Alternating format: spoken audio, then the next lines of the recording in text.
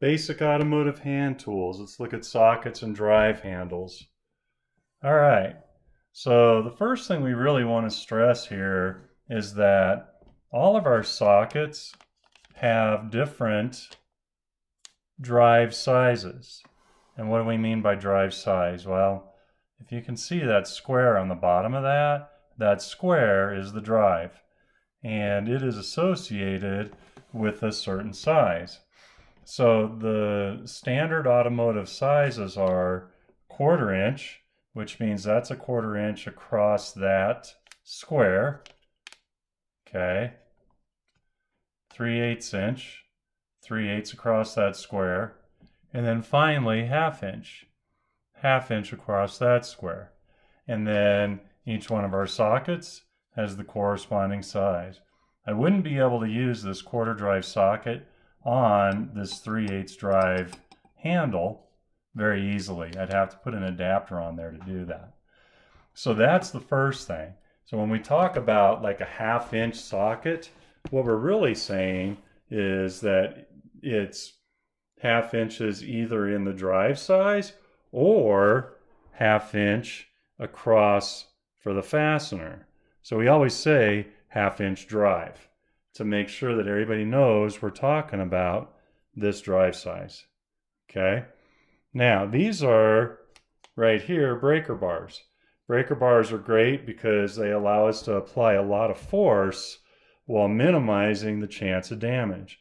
Take socket, put it on there. Now I can really start cranking away at something because my breaker bar is very strong and it's relatively long, so it gives me a reasonable amount of leverage. Here's the problem though. Let's say that I break an exhaust nut loose here and I come up and I hit the body. Now, I have to take this thing all the way off the fastener, put it back on the fastener, turn it off, back on. It's time consuming. And so even though they're very strong, they're kind of awkward to work with. We call them breaker bars because we use them to break fasteners loose. Once the fastener is loose, then I can use a ratchet. So here's some examples of ratchets. This is a standard 1/2 inch drive, so it's 1/2 inch across ratchet. And I could put this socket on that ratchet. Okay, now I've got the bolt broken loose and I can turn it like this. I don't have to take the socket off the fastener, put it back on the fastener. I can turn it just like that.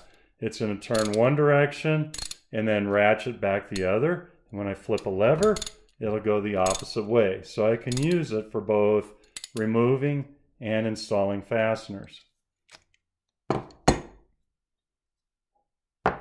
This one right here is the same thing. But what's super cool about this is that this head flexes. So it's known as a flex head ratchet. And what that allows us to do is kind of work around corners. And in modern cars, you're going to find that you're working around corners a lot.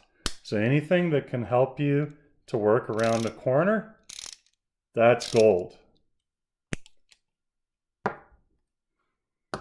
This one right here is fixed like that, but you'll notice it's quite short.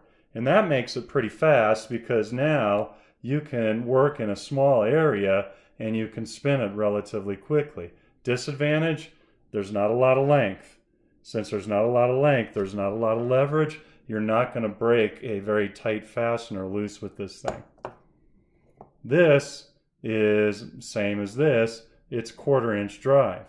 Now, as a rule, you want to use your ratchet and your socket, you want them to kind of match your fastener. So I would not use this 3/8 drive ratchet on this fastener because this fastener is quite a bit smaller than this 3/8 drive. But I would use it with this 1/4 inch drive, no problem. So I could take that fastener out with 1/4 inch. This fastener, on the other hand, is a little too big for 1/4 inch to really get out easily. I'm probably not going to get enough leverage on the 1/4 inch to get this fastener out. So here I would use a 3/8 inch. Okay, I might use a 1/2 inch, but it's a little small for 1/2 inch. So try to match your ratchet or your drive handle to the size of the threaded portion of your fastener. This diameter right here.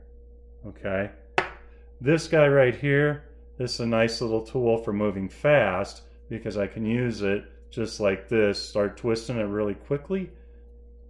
I don't use this in any size but 1/4 inch.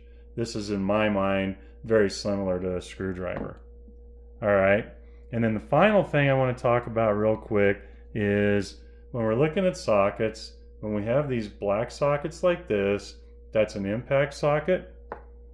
This is a chrome socket. And if I'm going to use electric or pneumatic tools to break fasteners loose, I'm going to use, say, a 3/8 inch impact. I want to use an impact socket.